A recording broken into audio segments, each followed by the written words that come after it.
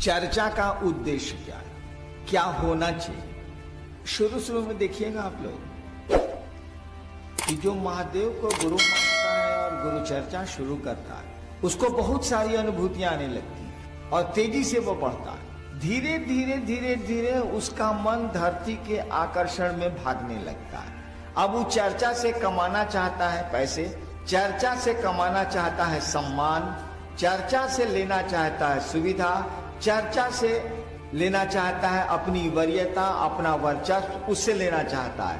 कहेगा आपको कि जानते हैं मणिकांत जी, हम 5 साल पहले शिव को गुरु माने थे, ओह क्या मजा था, ओह क्या अनुभूतियां थी साला, लगता था कि सूरज को पूरब से पश्चिम उगा सकते हैं हम। अब थोड़ा गड़बड़ हो गया है, चर्चा तो करते हैं लेकिन वैसी कोई अनुभूति नहीं आती। कुछ गड़बड़ नहीं हुआ, साले के मन में गड़बड़ी हो गई, उसका अहंकार फेंक दिया। वो बुझ रहा है कि इलाका वाला हमको चिन्ह रहा है कि नहीं, हम यहाँ के जोनल संयोजक हैं। साले चूतिया। अब देखिए, अब जोनल संयोजक हैं, ये दिमाग में आ गया, शिव गुरु भारी नहीं रह गए, पद भारी हो गया, आदमी को कहां से अनुभूति मिलेगी। पैसा भारी हो गया, शिव गुरु की अनुभूति उसको कहां से मिलेगी। शुरू में तो एक ललक रहती है, बाद में धरती उसको पकड़ने लगी। उसका दोष नहीं है, पकड़ने लगती है। वो जब मेरे पास आएगा, 4 सुंदर सुंदर वचन बोलेंगे हम ना, तब उसको लगेगा कि वो हम सीनियर हो गए, लेकिन तब वो माधवचोद महाचोद तो होता है हमको, ठीक रहेगा। अब मेरे पास नहीं है तो धीरे धीरे धीरे धीरे उसका अहंकार चढ़ता चला जाएगा, चढ़ता चला जाएगा। गुरु चर्चा का उद्देश्य क्या है, मूल बात पहले समझ लीजिए। मुझको मेरे गुरु ने कहा था 1984-85 में, तुम जो करते हो कहते नहीं हो, तुम जो करते हो कहते नहीं हो। मैंने कहा मैं जो करता हूं सो कहता हूं।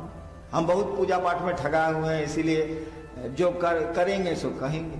उन्होंने कहा असत्य बोलते हो, झूठ नहीं कहा असत्य बोलते। असत्य का मानी होता है जिस सत्य को आप नहीं जानते।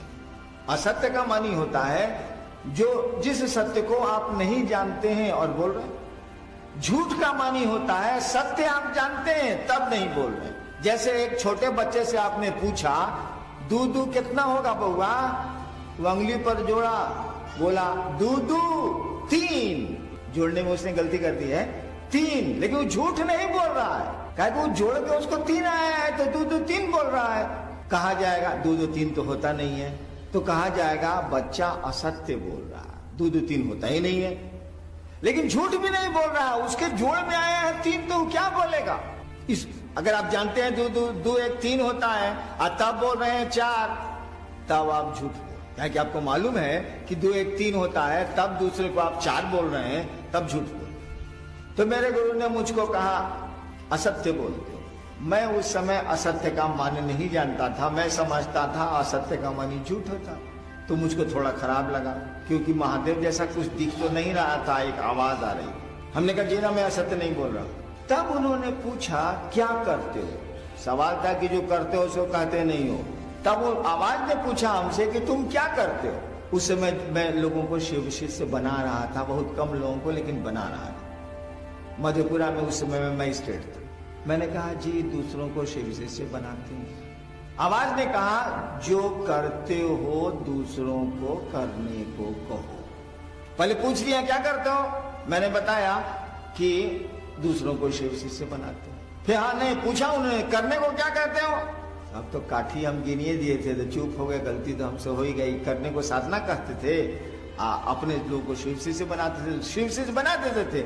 अब उसको पूजा सिखलाते थे, ऐसे सिद्धासन लगाइए, ऐसे करिए, ऐसे करिए, ऐसे ध्यान करिए, ऐसे मंत्र जपिए, उसको ही बताते थे। जब उन्होंने कहा, हमने हमसे पूछ लिया कि क्या करते हो, मैंने बता दिया करने को क्या कहते हो, तो हम चुप हो गए कि साला तो गिनती में हमसे गलती हो गया। करते हैं हम दूसरों को शिव से बनाते हैं और उसको करने के लिए पूजा बताते हैं, साधना बताते हैं। चुप हो गया।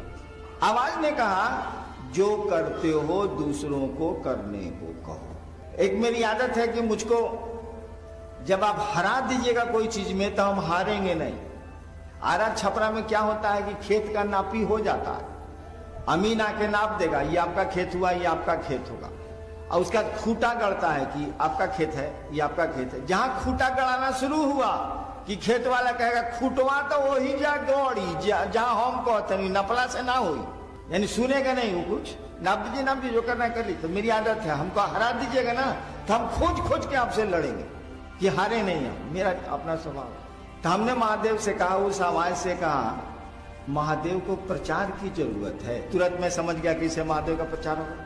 हमने कहा महादेव को प्रचार की जरूरत है। उस आवाज ने एक वाक्य हमको कहा, उस वाक्य से मैं सारी बात समझ गया। लेकिन जहां ठहरा था वो एक मजिस्ट्रेट का डेरा था, हम भी मजिस्ट्रेट थे, हम पटना जा रहे थे, बेगूसराय में ठहरा था मैं। वो तब तक चाय लेके आ गया। हमने कहा ये सर सुनिए ना, सीनियर थे, रिटायर कर गए, सर सुनिए ना, ऐसे हुआ। तो बोले कि हम लोग कुछ जानेंगे तब ना महादेव का चर्चा करेंगे। उसके बाद तो वह वाक्य मैं समझ तो गया लेकिन भूल गया। जब भी कोई बहुत ऊपर की सत्ता आपसे कुछ बोल रही है उसको काटिए मत, सुन लीजिए चुपचाप। रोहतगी साहब आए थे, मजिस्ट्रेट साहब, भीतर से चाय लेके, हम उनको कहा वो काट दीन, और उस समय आवाज वहीं पर खड़ी होगी, बस वही भूला गए, हम भूला। यानी गुरु का आदेश था तुम जो करते हो दूसरों को करने को कहो। हमसे उन्होंने पूछा था तुम क्या करते हो, हमने कहा था दूसरों को शिव शिष्य बनाते हैं, दूसरों को महादेव का चेला बनाते हैं। उसमें शुरू कर दिया था मैंने। गुरु चर्चा का उद्देश्य दूसरों को शिव गुरु से जोड़ना है, गुरु चर्चा का उद्देश्य दूसरों को शिव शिष्य बनाना है, और कोई इसका दूसरा उद्देश्य नहीं है।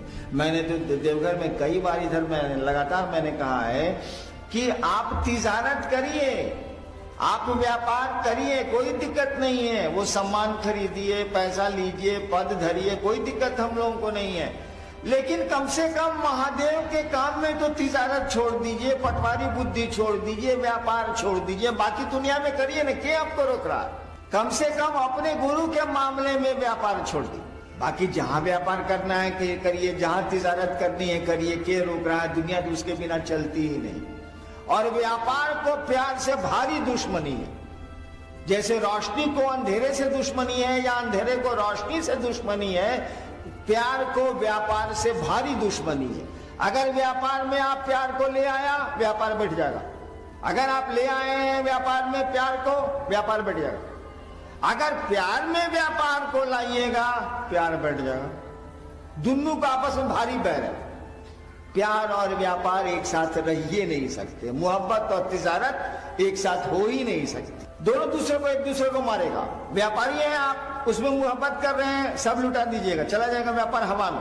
प्यार करते हैं आप, उसमें व्यापार को लाइएगा, प्यार हवा हो जाएगा। उन्हें ठीक है, कम से कम महादेव के काम में तिजारत छोड़ दीजिए। महादेव के जो गुरु का आदेश है उसमें व्यापार बंद कर दीजिए। उसमें पद ना देखेंगे, उसमें धन नहीं देखेंगे, उसमें सम्मान नहीं देखेंगे, कोई दिक्कत नहीं है, बहुत बढ़िया चलेगा। क्यों ऐसा मैं कह रहा हूं? गुरु आपकी चेतना का परिमार्जन करते हैं, उनसे संबंध बना के रखिएगा ना, तो धीरे धीरे सारी चीजें ठीक हो जाएंगी, सब कुछ सुंदर हो जाएगा। गुरु से ही संबंध नहीं होगा तो बाकी ठीक कौन करेगा? गुरु ही ना परिमार्जन करेंगे, गुरु ही ना हमारा आपका शुद्धिकरण करेंगे। उनसे संबंध बढ़िया से बना के रखिए, उनके संबंध में तिजारत को बंद कर दीजिए। कोशिश करिए कि नहीं करें, आदत हम लोगों की है वही करते हैं। उनसे संबंध बनाने में हम लोग कुछ नहीं सोचेंगे, सबको समेट के चलेंगे, सबको अपना समझेंगे, बाकी जगह अपना अपना धंधा करेंगे, कोई दिक्कत नहीं है। बाकी जगह अपना अपना काम करेंगे, व्यापार करना होगा करेंगे। तो गुरु चर्चा, शर्मा जी बैठिए चुपचाप, 5 आदमी में भी कफ हो रहा है।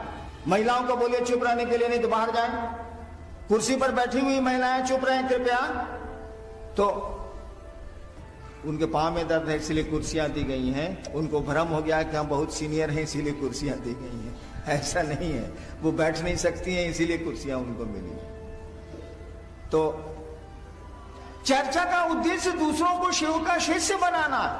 आप चर्चा करते हैं तो ये सोच के जाइए कि हे महादेव ऐसी दया करिए, ऐसी दया करिए कि लोग आपको गुरु बना ले, फिर हमको जाना नहीं पड़े। वही लोग मुझको बुलाएं कि दीदी जाइए ना, कमाल गुरु के बारे में बताइए। आप 1 महीने में आइएगा ना, पूरा मोहल्ला को हम शिव हम ही बना के रखेंगे, तब आप आइएगा ना, आप जाइए ना।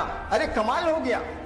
जब गुरु की दया के तहत आप शिव ये सोच के जाइएगा कि हम चर्चा कर रहे हैं, कोई शिव को अपना गुरु मान ले, हे महादेव आप ऐसी दया करिए ना, आप ही का ना आदेश है। और तब देखिएगा परिणाम कितने सुंदर आने लगे हैं, कितना आपको भी अच्छा लगेगा, दूसरों को भी अच्छा लगेगा। जो शिव को गुरु मान बैठे हैं वो थोड़ा